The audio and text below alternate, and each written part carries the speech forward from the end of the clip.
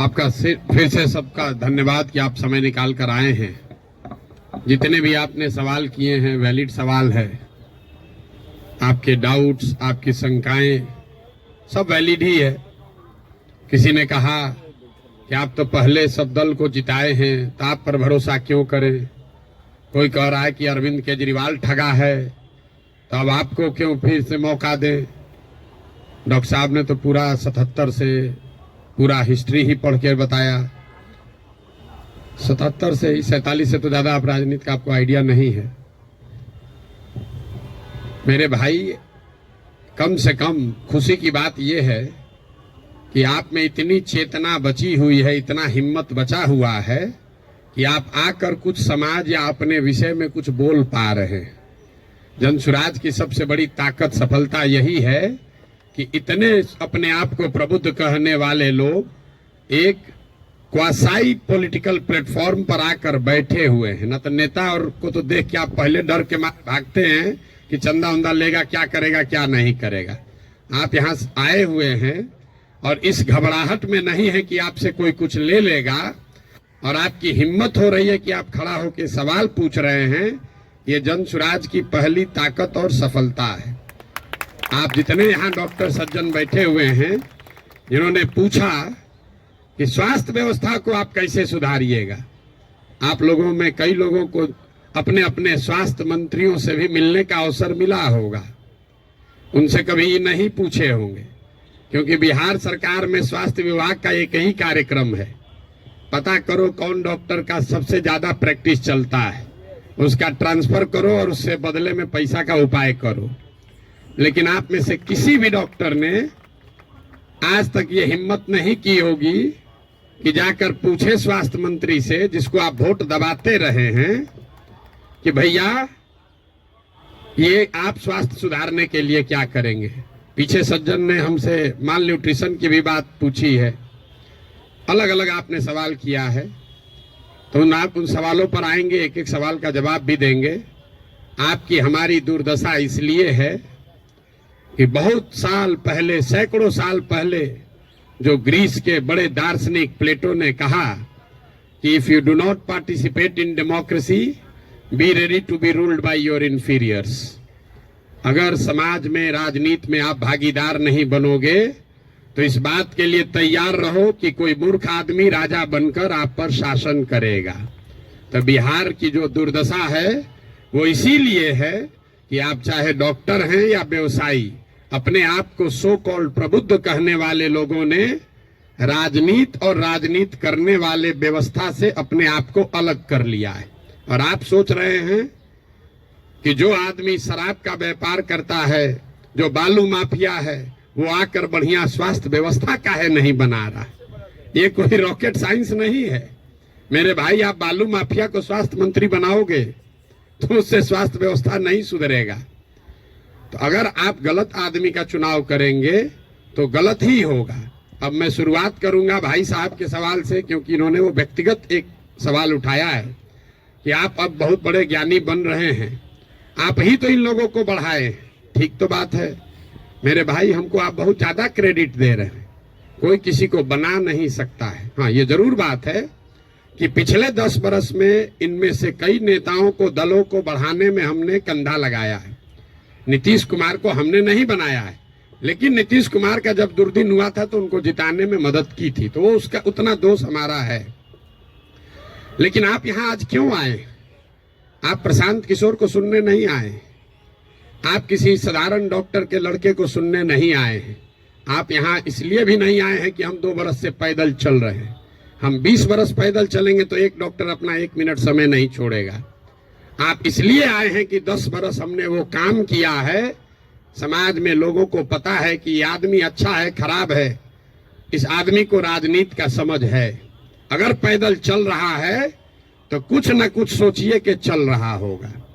ये अपने आप को बड़ा मत बनाइए, अपने आप को पेडेस्टल पर मत बैठाइए। हम जब पैदल चलते हैं, लोग दुकान में, दलान में बैठ के हंसता है, क्या ही चलने से कुछ होगा बिहार में।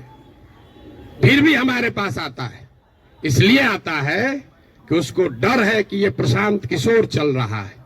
और वो डर इसलिए है कि 10 बरस हमने वो काम किया है जो आप कह रहे हैं। मैं इसका रेफरेंस क्यों दे रहा हूं? क्योंकि मैं किसी मुख्यमंत्री का लड़का नहीं हूं, मैं किसी प्रधानमंत्री का लड़का नहीं हूं, मैं एक साधारण डॉक्टर का लड़का हूं और मेरा काम ही मेरा पहचान है। वो काम किए हैं तब आज हमको सुनने आए हैं। हम आपको ज्ञान देंगे कि कैसे चुनाव होगा, आप सुनिएगा। अगर हमने 10 बरस वो काम नहीं किया होता आप वो बात नहीं सुनते। लेकिन लालू यादव का लड़का, राजीव गांधी का लड़का अगर आकर आपको ज्ञान दे तो चाहे जीवन में एक भी चुनाव न जीता हो, आप उसकी बात को खूब गौर से सुनिएगा, क्योंकि वो बड़े बाप का लड़का है। तो ये आप बात समझिए कि हमने उनको बनाया नहीं है, और अगर बनाया है तो उसको सुधारने का भी जिम्मा हम ही लेकर चल रहे हैं। आप कुछ नहीं कर रहे हैं। आप पहले भी कमेंट्री कर रहे थे, अभी भी कमेंट्री कर रहे हैं। किसी ने कहा आप पर भरोसा कैसे करें? आप पढ़े लिखे व्यक्ति हैं, अपने आप को प्रबुद्ध बताते हैं। आपसे ज्यादा तो गांव वाले जानते हैं जनसुराज के बारे में। 2 बरस से हम गांव गांव में घूमकर हमारे वोकल कॉर्ड में गांठ पड़ गया। ये बताते बताते कभी जीवन में हमने किसी से वोट नहीं मांगा। हम लोगों को यही बता रहे हैं कि हम पर भरोसा मत करो, किसी दल पर भरोसा मत करो, अपने बच्चों के लिए जगो, वोट अपने बच्चों के लिए दो। गांव वाले को बता रहे हैं, उसको समझ में आ रहा है, लेकिन यहाँ के आदमी को समझ में नहीं आएगा। और आप उससे बेहतर नहीं हैं। ये पढ़े लिखे लोगों को भ्रम है कि हम लोग बड़ा अच्छा है। बिहार का दुर्दशा इसलिए है कि यहाँ का लोग पढ़ा लिखा नहीं है। तो 2-3 ये जो राजनीति का भ्रम है वो आपको दूर कर देते हैं। बहुत लोगों को लगता है कि जो पढ़ा लिखा नहीं है इसलिए बिहार का दुर्दशा है। इस भ्रम को बिल्कुल दिमाग से हटा दीजिए। जितनी गलती पढ़े लिखे लोग कर रहे हैं उससे कम गलती अनपढ़ लोग कर रहे हैं। जितनी अगर जाति की बात ले लीजिए, हिंदू मुसलमान की बात ले लीजिए, भ्रष्टाचार की बात ले लीजिए, तो पटना में जितने लोगों को आप जिता रहे हैं, पीछे के लोग तो फिर भी उलट पलट रहे हैं। पटना का विधायक पिछले 20-20 बरस से चुनाव नहीं हारे हैं लोग। और पटना की क्या दुर्दशा है आप लोगों को पता है। तो पढ़ा लिखा वोटर कहीं इस बात का प्रमाण नहीं है। जब देश आजाद हुआ तो इस देश में कुल 18% लोग साक्षर थे, 82% लोग निरक्षर थे। 82% इलिटरेट समाज ने गांधी को अपना नेता बनाया, अंबेडकर को, नेहरू को, पटेल को, बोस को चुना। आज पेपर पे बिहार में 77% लोग पढ़े लिखे हैं, और आपने पिछले 30 बरस में किसको नेता बनाया है ये आपको हमको बेहतर पता है। इस बात का प्रमाण नहीं है कि पढ़ाई लिखाई से आप अच्छा वोटर बन जाएंगे। मनमोहन सिंह जी देश में जीवन में सिर्फ एक ही बार चुनाव लड़े, दक्षिण दिल्ली से चुनाव लड़े, और बीजेपी के एक साधारण कार्यकर्ता से चुनाव हार गए। बीजेपी के एक साधारण कार्यकर्ता ने मनमोहन सिंह जैसे बड़े इकोनॉमिस्ट को चुनाव हरा दिया। और वो चुनाव झंझारपुर से नहीं लड़े, वो चुनाव मधुबनी से नहीं लड़े, बिहार से नहीं लड़े कि जाति पर सब वोट पड़ता है। दक्षिण दिल्ली के उस लोकसभा से लड़े जहां पर सबसे ज्यादा पढ़े लिखे, सबसे ज्यादा हाई पर कैपिटा इनकम वाले लोग वोटर हैं। उन्होंने मनमोहन सिंह जैसे बड़े इकोनॉमिस्ट को छोड़कर एक साधारण कार्यकर्ता को चुना।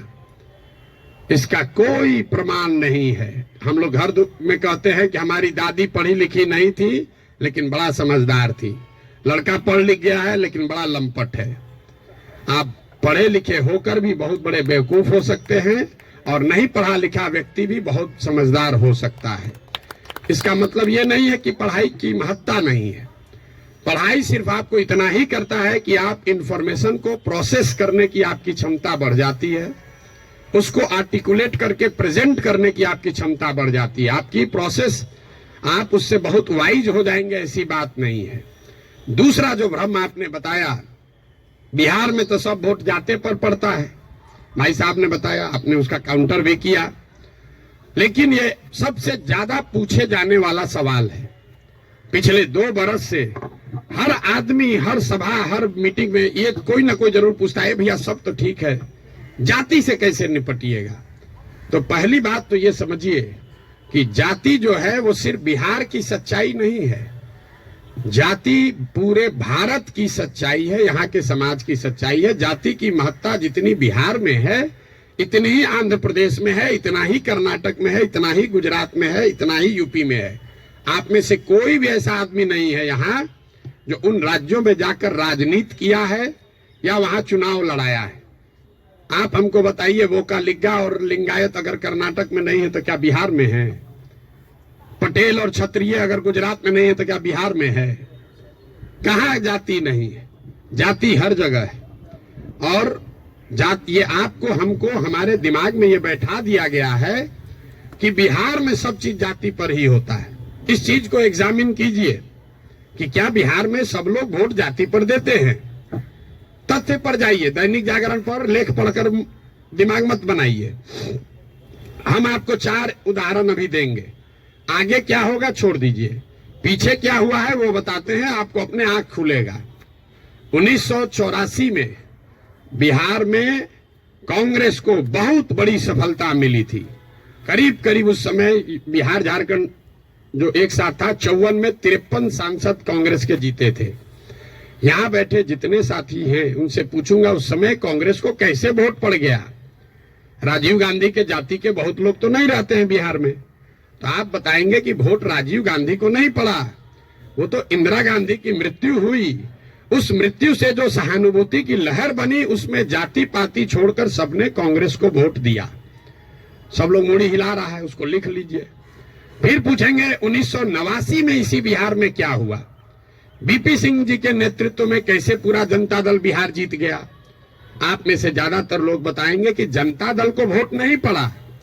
वोट उस समय पड़ा बोफोर्स के नाम पर। बहुत बड़ा एक माहौल बन गया था भ्रष्टाचार के खिलाफ। लोगों ने कहा राजा नहीं फकीर है, देश का तकदीर है। सब ने जाकर बीपी सिंह को वोट दिया। इसको भी नोट कर लीजिए। फिर आपसे पूछेंगे 2014 में क्या हुआ? मोदी जीत गए, भाजपा कैसे जीत गया बिहार में? तो आप कहेंगे भाजपा का तो कोई ताकत ही नहीं था। वोट भाजपा को नहीं पड़ा, मोदी को पड़ा। मोदी के नाम पर ऐसी लहर बन गई कि समाज के हर वर्ग ने जाकर मोदी को वोट दिया। फिर आपसे पूछेंगे 2019 में क्या हुआ?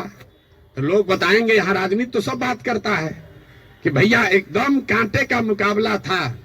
ये जो पुलवामा हुआ ना, उसके बाद समझिए कि हर जात का आदमी जाकर मोदी को ही वोट दे दिया। इन चारों चुनावों को आप कागज में लिख लीजिए। 84 एक घटना है, किसी बड़े नेता की मृत्यु और उससे उपजी हुई सहानुभूति की लहर। 89 एक विषय है, भ्रष्टाचार, बोफोर्स और उससे बनी हुई लहर। 2014 में एक व्यक्ति है मोदी, जिसके प्रभाव की लहर। और 2019 पुलवामा राष्ट्रवाद की लहर। ये आपको क्या बताता है? अगर कोई व्यक्ति, अगर कोई विषय, अगर कोई घटना, अगर कोई विचारधारा समाज के इमेजिनेशन को कैप्चर कर ले, तो समाज में ये ताकत है कि वो जातियों से ऊपर उठकर वोट करता रहा है। आगे करेगा कि नहीं छोड़ दीजिए, करता रहा है। फिर भी आपको लग रहा है कि ना भैया यहाँ तो जातीय पर होता है, आप क्या एग्जाम्पल दे रहे हैं? तो हम आपको बता रहे हैं आपको क्यों लगता है। हमने कई चुनावों का उदाहरण आपको नहीं दिया, 4 ही का दिए। उन चुनाव में क्या हुआ? जब लड़ने वाला व्यक्ति या चुनाव, उसमें कोई ऐसी बड़ी घटना ना हो, कोई नया विकल्प ना हो, कोई चेहरा ना हो, कोई विषय ना हो, दोनों लड़ने वाले एक ही जैसे दिख रहे हैं, तो समाज भी कहता है भैया दोनों तो एक जैसा है, चलो अपने जाते को दे देते हैं। तो ज्यादातर समय जो चुनाव हुआ है पिछले 30-40 वर्षों में, वो कोई डिफरेंशिएटर नहीं रहा है। तो जिसको मीडिया कहता है लहर वाला चुनाव नहीं है। अब आप कहिएगा तो लोकसभा का चुनाव का एग्जाम्पल दिए हैं, विधानसभा में ऐसा नहीं होगा। विधानसभा का एग्जाम्पल देख लीजिए।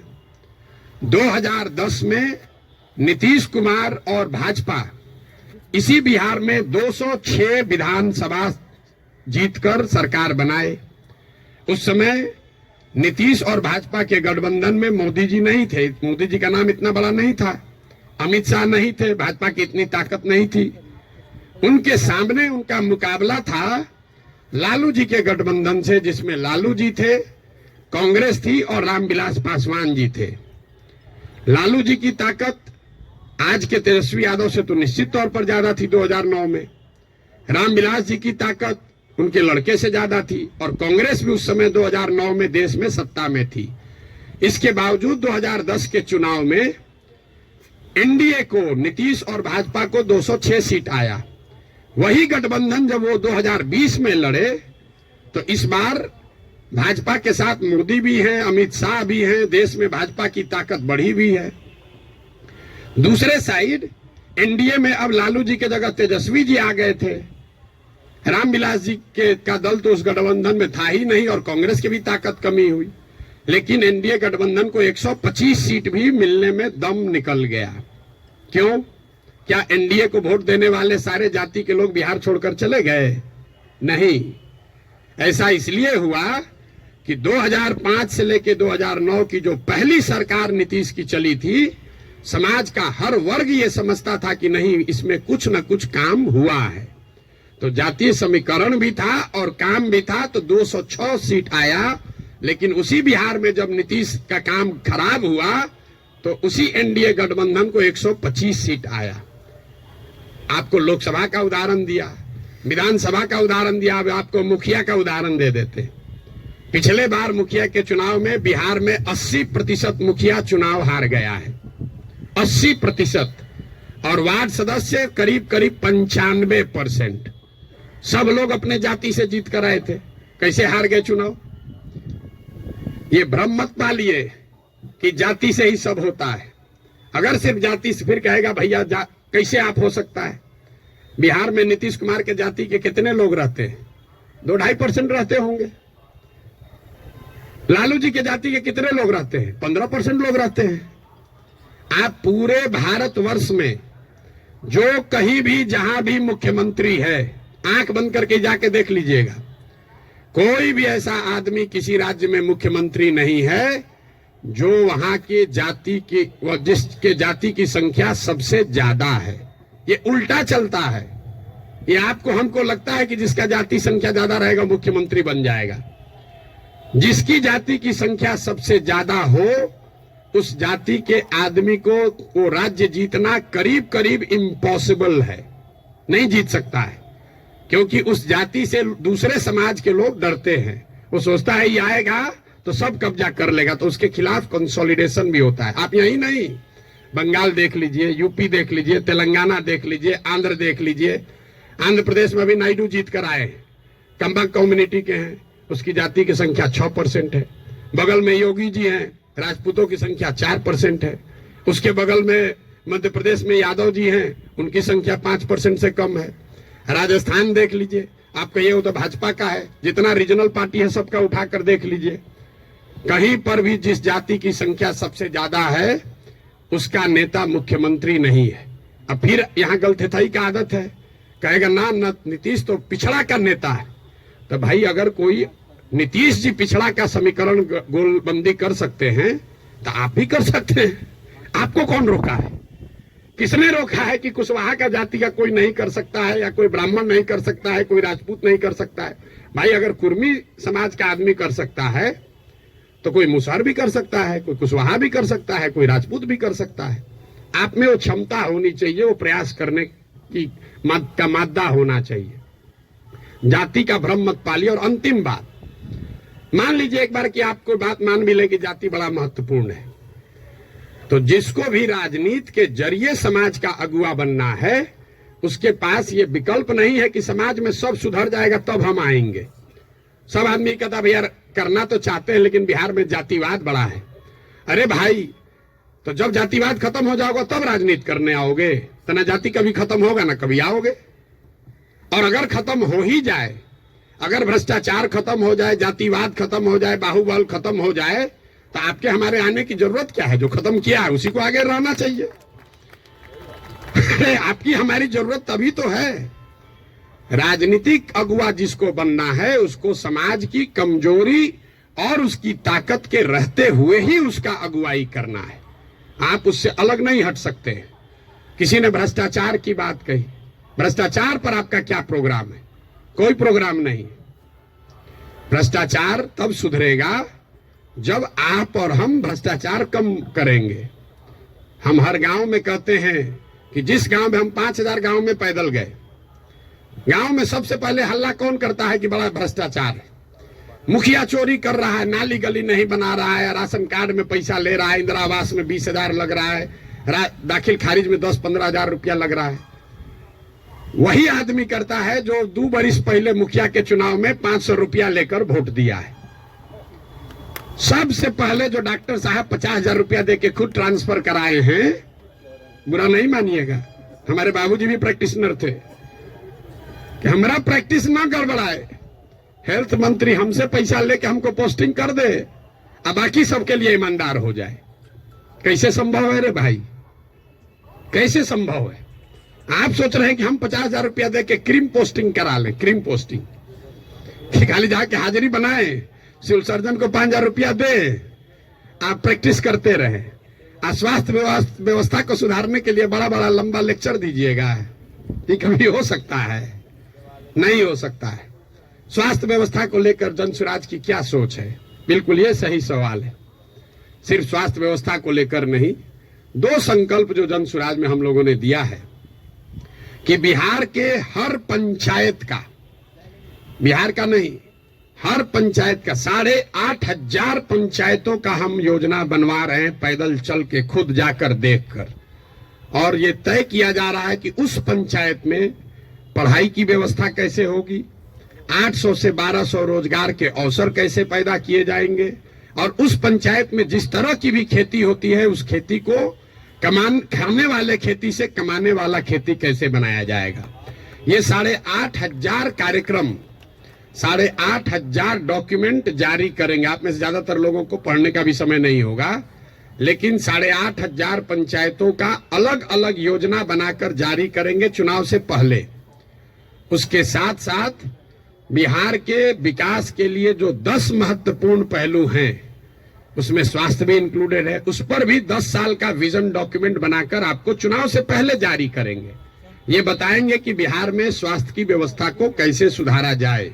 आप उसको पढ़िए, समझिए, कुछ योगदान देना है योगदान भी दीजिए, सुझाव भी दीजिए, और अगर ठीक लगे तो अच्छा तब अपनाइए, हमारे कहने पर मत जाइए। अब आप कहिएगा कि अभी काहे नहीं जारी किए हैं? अभी इसलिए नहीं जारी किए हैं कि अगर अभी हम वो योजना जारी कर दें तो वो मेरी सोच होगी, उसमें आपकी और बिहार के लोगों की सोच समाहित नहीं है। पहले गांव गांव जाकर देखकर ये समझ रहे हैं, लोगों से पूछ रहे हैं कि क्या करना पड़ेगा। ज्यादातर आदमी कहेगा नया क्या देख लीजिएगा इसमें, हम आपको बता रहे हैं नया क्या देख लेंगे।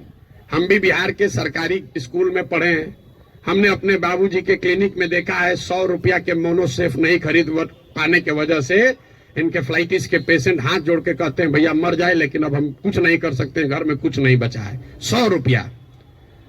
तो हमको उसकी समझ है, लेकिन इसके बावजूद जब हम 2 बरस से चल रहे हैं पैदल, तो जो गरीबी, जो बदहाली, जो कष्ट मैंने जमीन पर देखा है, इसका मुझे कभी अंदाजा नहीं था।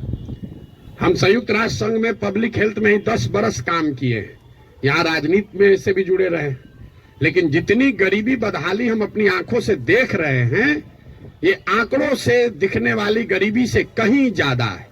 आपने कुपोषण की बात कही, यहाँ सब डॉक्टर बैठे हुए हैं, आप में से ज्यादातर आदमी ऐसे होंगे जो शायद ही कोई 10 से ज्यादा हीमोग्लोबिन वाली महिला आपको देखते होंगे।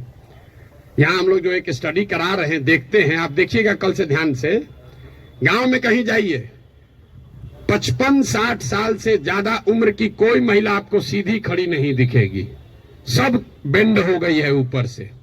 तो न्यूट्रिशन, आप न्यूट्रिशन समझते अगर हैं, आप लोग तो डॉक्टर हैं, तो आपको पता है कि लंबे समय तक हीमोग्लोबिन के कमी की वजह से और ग्रोइंग एज में कैल्शियम नहीं मिलने की वजह से बोन का स्ट्रक्चर इतना कमजोर है कि समय से पहले वो बेंड होने लगता है।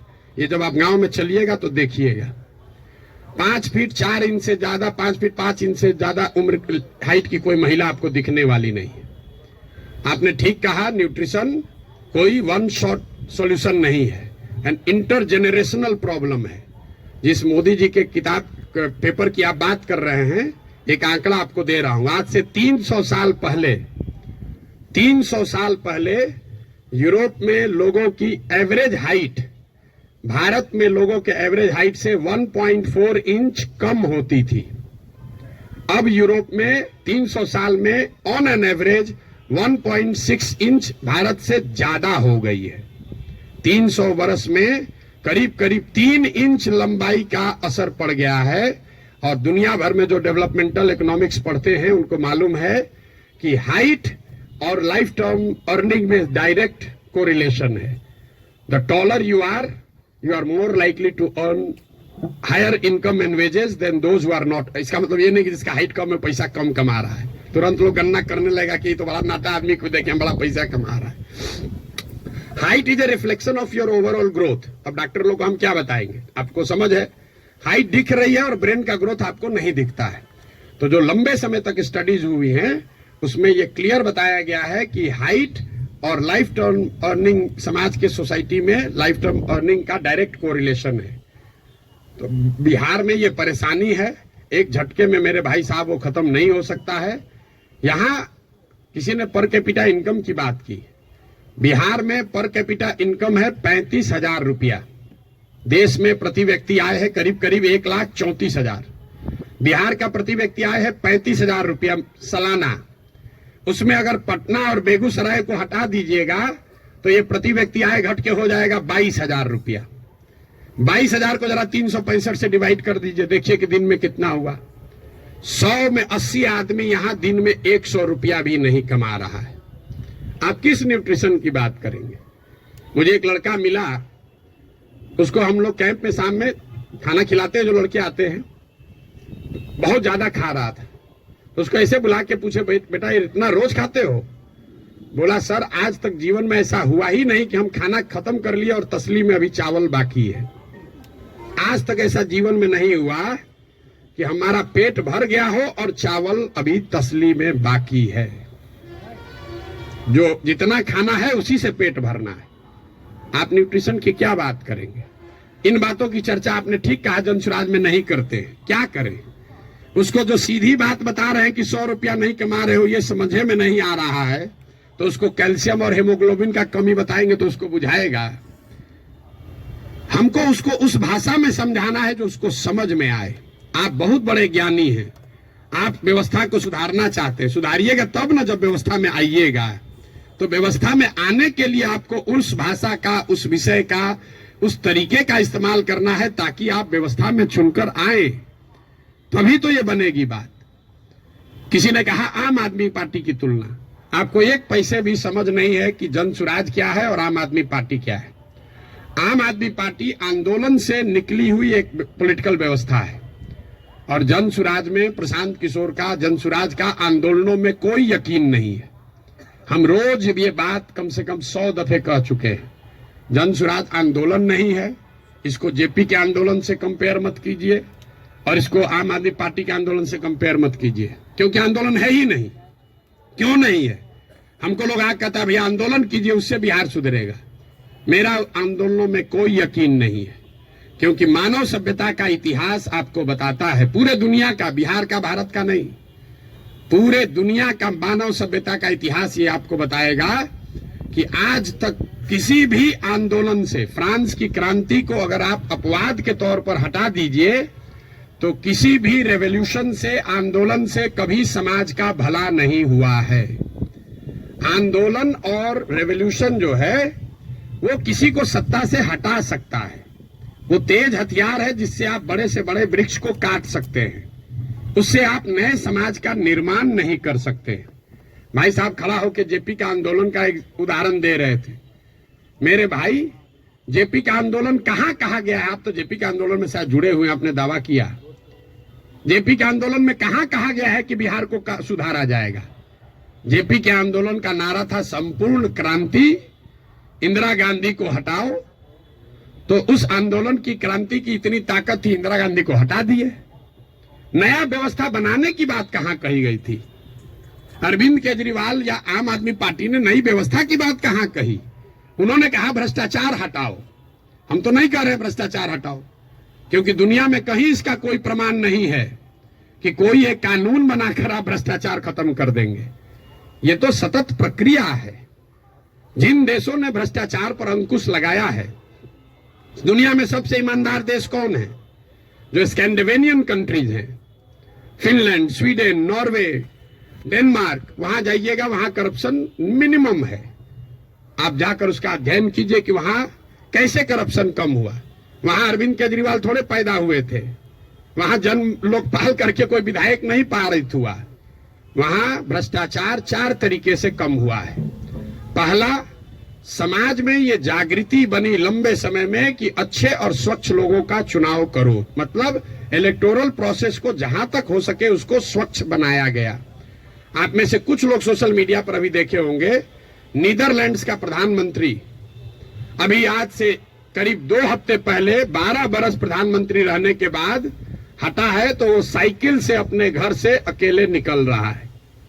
तो वहां की समाज ने ये व्यवस्था बनाई कि स्वच्छ लोग स्वच्छ तरीके से वोट करें, स्वच्छ लोगों को चुने। दूसरा उन्होंने क्या किया, उन्होंने बहुत बड़े स्तर पर जन भागीदारी, लोकतंत्र को समाज में उतारा।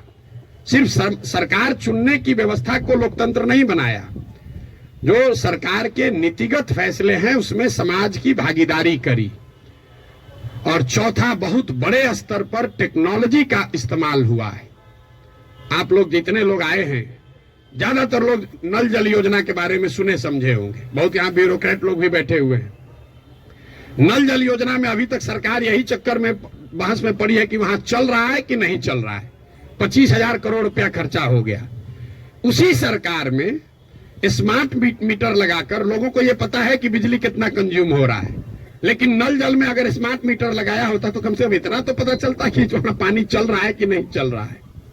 25,000 करोड़ रुपया खर्चा कर दिया, लेकिन पानी को निकलने, मापने, उस पर बिल करने का कोई टेक्नोलॉजिकल सॉल्यूशन नहीं ढूंढा। तो ये 4 चीजें जो हैं उसको करके भ्रष्टाचार पर अंकुश लगाया जा सकता है। लोकतांत्रिक व्यवस्था को जहां तक हो सके उसको भ्रष्ट लोग और भ्रष्ट पैसे से बचाया जाए। दूसरा, जनता को नीतिगत मामलों में शामिल किया जाए। तीसरा, उनको भागीदार बनाया जाए, सरकारी सत्ता और संसाधन का विकेंद्रीकरण हो। और चौथा, बड़े पैमाने पर टेक्नोलॉजी का प्रयोग हो। अगर ये चारों का इस्तेमाल करेंगे तो भ्रष्टाचार पर अंकुश लगाया जा सकता है। खत्म ना हो सकता है, ना होने का हम दावा कर रहे हैं। तो वो सब बात मत कहिए कि आप कैसे खत्म कीजिएगा, हम ना खत्म करेंगे, हमारे बस का ही नहीं, हमारे कैसे खत्म हो जाएगा। सीओ साहब का 40 लाख रुपया लेके पोस्टिंग कीजिएगा, सीओ पैसा नहीं लेगा दाखिल खारिज में, ऐसा संभव है? 40 लाख रुपया लेकर अगर सीओ से को आप पोस्टिंग कीजिएगा, थाना दीजिएगा, अगर किसी थानेदार को 20 लाख रुपया लेके, तो पैसा कैसे नहीं लेगा? लेगा ही लेगा। अब आपका एक और सवाल लोगों का जो रहता है, भैया इस पर कैसे भरोसा करें? भाई बिल्कुल मत भरोसा करो। जो पहले से आपको ठग रहा है, आप लोग डॉक्टर हैं, जो दवा पहले से फेल है उसको इस्तेमाल करना चाहते हो, लेकिन ट्रायल मेडिसिन कैसे, ट्रायल मेडिसिन का ट्रायल कैसे होता है? आपको मालूम है कि इसकी 100% गारंटी नहीं है, लेकिन फिर भी कहते हैं अच्छा पेशेंट मर रहा है, उसका कंसेंट लेकर आप ट्रायल मेडिसिन देते हैं कि 20% भी चांस अगर कहीं लग गया तो ठीक हो जाएगा। आप जनसुराज को वही ट्रायल मेडिसिन ही समझ लीजिए। पहले वाला तो पहले से एक्सपायर है। बताइए यहाँ के लोगों के बुद्धिमत्ता का जरा आलम देखिए। जो पहले से एक्सपायर मेडिसिन है उसको देने के लिए तैयार है, लेकिन ट्रायल मेडिसिन में शायद संभावना है 10% ठीक हो जाए, हम 10% कह रहे हैं, तो उस पर आप दाव नहीं लगाना चाहते। पहले से एक्सपायर मेडिसिन को कह रहे इसी को दो। भाई किसको कंपेयर कर रहे हैं आप? अगर 2 यहाँ नई व्यवस्था बन रही हो तो जरूर आपका वैलिड सवाल है कि भाई आम आदमी पार्टी को दे कि जनसुराज को दे। लेकिन जब पहले से तीनों एक्सपायरी मेडिसिन है, उसके सामने कुछ भी नया हो रहा है, तो आपको तो कहना चाहिए नहीं, चलो एक बार ट्राई करके तो देखते हैं। यहाँ तो 30 वर्ष से खत्म ही हो रहा है। मेरा आपसे इतना ही अनुरोध है, आग्रह है। आपने ड्राइंग रूम में रहकर बहुत बात कर ली, अपने चैम्बर में रहकर बहुत बात कर लिया, आप समाज की चिंता करने वाले लोग हैं, लेकिन इसी अव्यवस्थित समाज से आपने अपने और अपने परिवार के लिए कुछ कर लिया है। अब ये समय है कि थोड़ा ही सही कुछ न कुछ अपने इस मिट्टी के लिए, अपने समाज के लिए वापस कीजिए। प्रशांत किशोर पर भरोसा मत कीजिए। हम करें, आप करें, हमारे बच्चे करें, आज हो या 20 वर्ष के बाद हो, करना तो किसी न किसी बिहार के आदमी को ही पड़ेगा। ये बात आप गांठ बांध लीजिए। कोई तमिलनाडु से आकर बिहार की व्यवस्था सुधारने वाला नहीं है। और डॉक्टरों का और बुद्धिजीवियों के लिए अंतिम बात, आपका सबसे बड़ा स्टेक है। कई बार पैसे वाले बुद्धिजीवियों को लगता है हम तो बचे हुए हैं, इससे हमारा लड़का तो बंगलोर सेटल हो गया। मेरे भाई, आपका दुर्दशा सबसे ज्यादा है। जो गरीब है उसका बच्चा तो फिर भी छठ उठ में आ जा रहा है, ट्रेन में धक्का खा के भी। आपका बच्चा कहता है ना, कहां जाएंगे छठ में, वहां ठीक नहीं लगता है। जो गरीब है वो बूढ़ा होगा, वापस अपने घर में आएगा, क्योंकि उसको बॉम्बे बेंगलोर रहने का साधन नहीं है। लेकिन आपके बच्चे, जिसके लिए आप अभी 18 घंटा काम कर रहे हैं, जैसे हमारे बाबूजी किए, आपके बच्चे बिहार वापस लौट कर आने वाले नहीं है। अगर जहाज डूबेगा तो उसमें बैठा हुआ हर व्यक्ति डूबेगा। हमारे बाबूजी भी 12 घंटा, कभी संडे को भी छुट्टी नहीं लिए, रात दिन लगे रहे, घर बना रहे हैं। हमारा बेटा रहेगा यहाँ, हमारा पतोह रहेगा यहाँ, हमारा लिविंग रूम रहेगा। आज ही कोई आदमी आया था, भैया 4 बरस से आप घर नहीं गए, वहां बक्सर में मेरा घर है, सासाराम में भी घर है, 4 बरस से वहां कोई दिया बत्ती जलाने वाला भी नहीं है। और हम तो 4 बरस से छोड़े, हमारा लड़का अगले 40 बरस नहीं आएगा, चाहे हम में जितना। ये देखिए, जिसका घर है, इनके बच्चे यहाँ नहीं है। इतना बड़ा बनाए हैं पटना में, इससे बड़ी प्रॉपर्टी पटना में नहीं होगी प्राइवेट। इनके बच्चे भी यहाँ नहीं है। अगर बिहार में वो व्यवस्था होती तो इस घर को बनाने वाले लोग भी यहाँ रहते। इस घर का ये बहुत बड़ा एग्जाम्पल है। अब देखिए इसकी दशा, जब इनके बच्चे यहाँ आकर नहीं रह रहे हैं, तो आप जो अपना मेहनत कर रहे हैं बेगूसराय में, मुजफ्फरपुर में, औराई में, कटिहार में, मेरे भाई कुछ नहीं बचेगा। इसलिए आपकी हमारी जिम्मेवारी है कि समाज को बनाइए, खड़ा कीजिए। अगर वहां अच्छा स्कूल खुल गया है तो आपका बच्चा आपके साथ रह के पढ़ रहा है।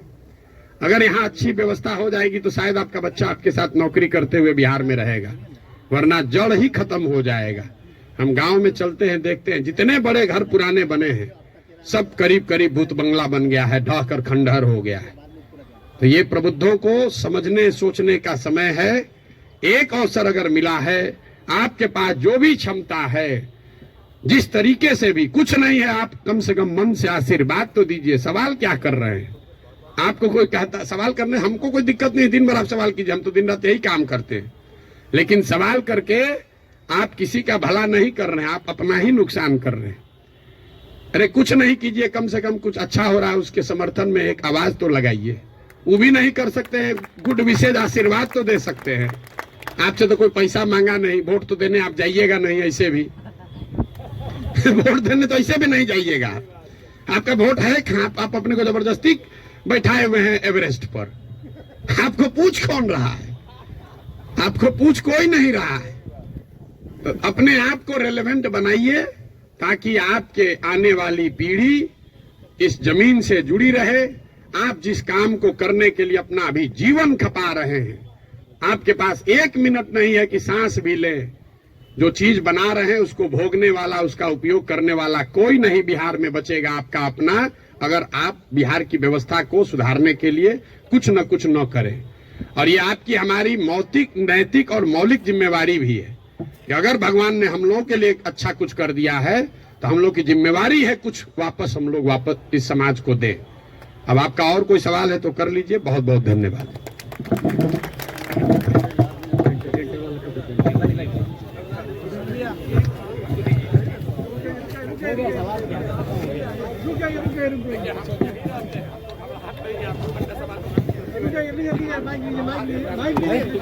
भाई ये रवि रंजन जी क्या बोल रहे हैं भाई? खत्म करना है कि